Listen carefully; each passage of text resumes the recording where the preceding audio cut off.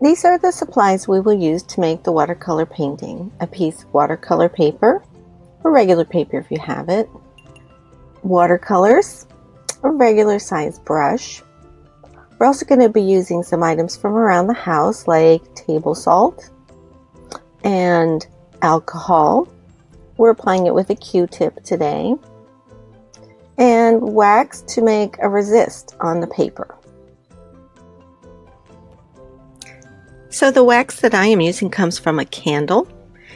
You can use a crayon or anything else that's kind of waxy or sticky.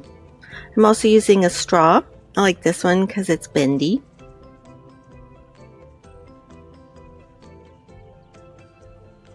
You'll need a pencil. We're going to do just a little bit of drawing.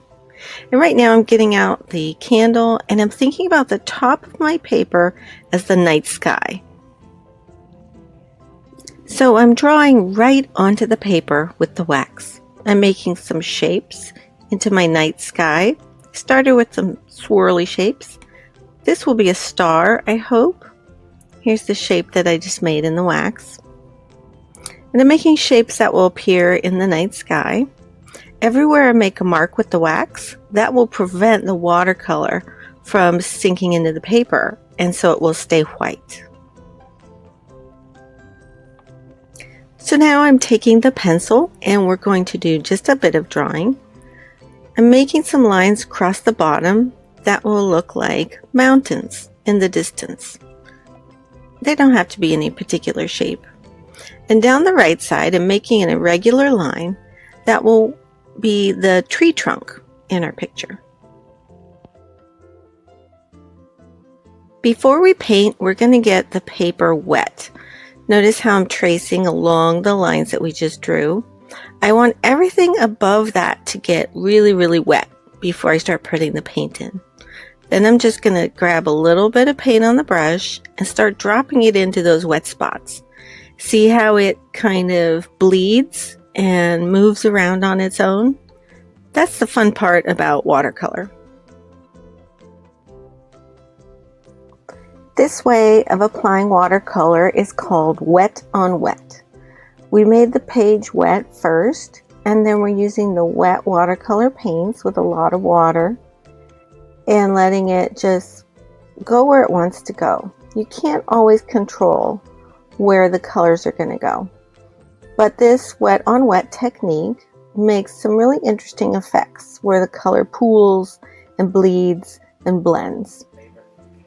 You can use whatever colors you want. I used a lot of purple and I also added some red and yellow.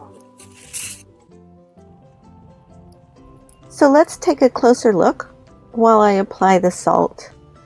Just drop it on. It works best in the places where the paint is still really wet.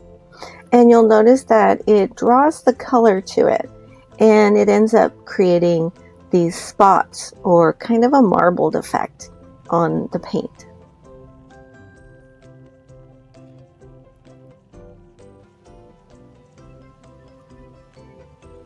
Next, I'm going to apply alcohol. So I'm using a Q-tip. This is just regular alcohol, the kind that you can find in your bathroom. And I soak up the Q-tip with some alcohol and just start applying it to the paint. You'll notice it kind of pushes the paint away and makes interesting spotted effects wherever you apply it. If you don't have alcohol, you can experiment with other products that have alcohol in them, like the wipes we use to clean things or hand sanitizer. So I'm looking at this part of the paper as if it's the night sky. So I will continue to add more color, experiment with the salt and the alcohol. I might even try and scratch off some of that wax, maybe change those shapes a little bit. Keep adding color. I thought this one looked like a face, so I kept playing with it until it didn't look like a face. So the next technique I will try is using a paper towel to kind of blot out some of the color and soak it up. It helps to add texture and interesting effects on the paint. And then just keep adding the paint and experimenting until you're satisfied with your night sky. Next, we're going to paint in the mountains below. So I loaded up a lot of paint on my brush to add to the bottom. So at first I used brown paint to trace along the top of the mountains, and now I'm adding in some purple. You'll notice I left a lot of paint really heavy at the top line, and now I'm drawing it downwards, both the purple and the brown, and they kind of mix together to create interesting colors for the mountains.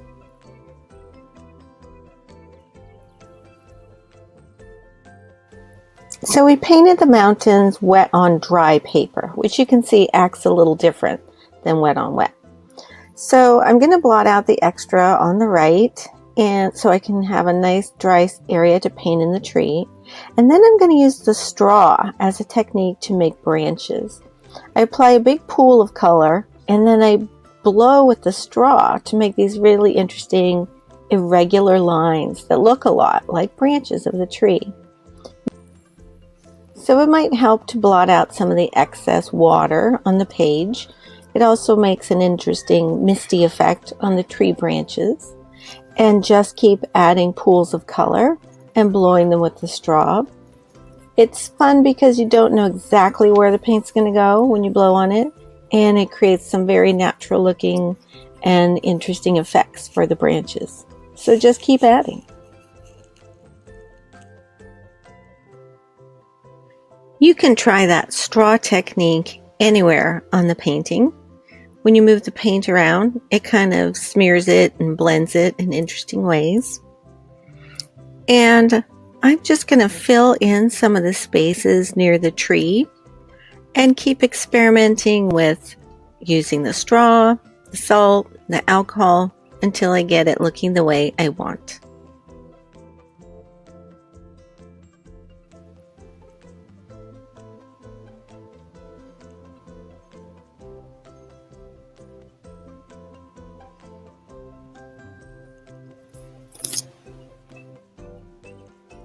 I'm going to get some extra black paint and just touch up some areas of the tree that I think will give it a little bit of shape and definition. So just look at the things you've created and keep adding details where you want. You might want to add some trees onto the mountains. If you make them very small, they look far away and create perspective in the painting. Use the very tip of your paintbrush to make very thin lines. Or you can cut up the Q-tip and use the stick to make your lines.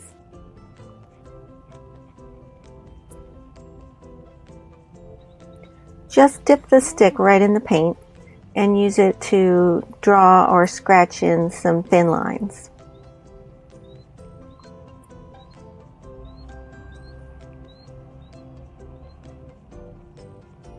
I'm not very good at making small trees, so I'm not going to make too many.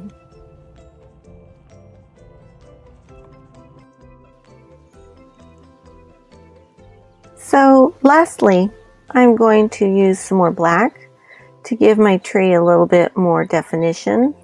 And I'm going to add a bit of brown to blend with the black to make it look like interesting bark. And there you go. You've painted a tree in the night. When you're done, take a look around your painting and notice the different effects you can create with watercolor, painting wet on wet, wet on dry, and using the other techniques to create effects. Mount your painting against a larger piece of white paper, black paper, or cardboard to get the effect of a finished piece. We hope you've enjoyed this watercolor painting project.